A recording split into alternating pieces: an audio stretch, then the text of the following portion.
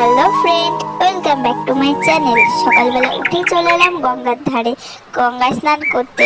ওই যে আপনারা দেখতে পাচ্ছেন একটা লঞ্চ যাচ্ছে। আমাদের এখানে তো লঞ্চ বলে, আপনাদের ওখানে কি বলে সেটি কমেন্টে বলবেন। আমরা এখানে স্নান করে চলে যাব মন্দিরে পুজো দিতে। ওই যে দেখতে পাচ্ছ আমার দিদি নিচে স্নান করছে। মন্দিরের ভিডিওটা তোমাদের দেখাতে পারলাম না, কিন্তু এখানে আমরা চলে এসেছি মায়াপুরে গীতা ভবনে। এই যে এখানে আরেকটি মন্দিরে চলে এলাম, যেখানে সামনে একটি পুকুর মতন আছে, চারিদিকে ফুল ফুটে আছে, খুব সুন্দর লাগছে। ওখানে আবার আমার দিদি আর বোনরা ছবি তুলছিল। ভিউটা কিন্তু জাস্ট দারুণ ছিল।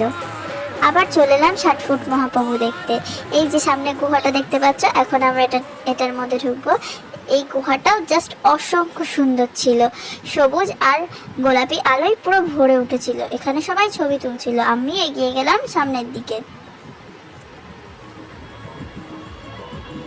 গুহা থেকে বেরিয়েই দেখছি একটা জলের খুব সুন্দর ফোয়ারা, সেখানে নিচে অনেক মাছ ছিল। বেরিয়ে দেখা হয়ে গেল ৬০ ফুট মহাপ্রভুর দর্শন। অসংখ্য সুন্দর লাগছিল, চারিদিকে ঝাউ গাছ, নারকেল গাছ।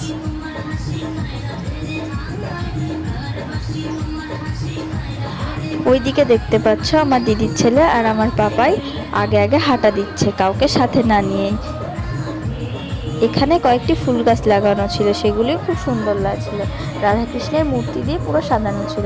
আবার চলে এলাম মহাপ্রভুর কাছে।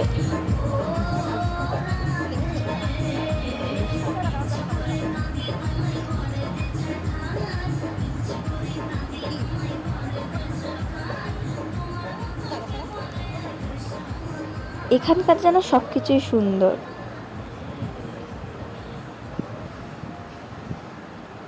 সব ঘুরে ঘুরে দেখলে কিছুই মনে হয় শেষ হবে না।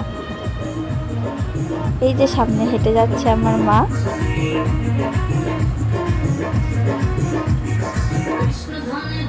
এখানে এত সুন্দর করে মহাপ্রভুর লীলা সাজানো আছে না, যেন এখান থেকে যেতে ইচ্ছা করবে না। তো বন্ধুরা সবাই দেখতে পাচ্ছ, আজ এইটুকুনেই, দেখা হবে নেক্সট ভিডিওতে। বাই।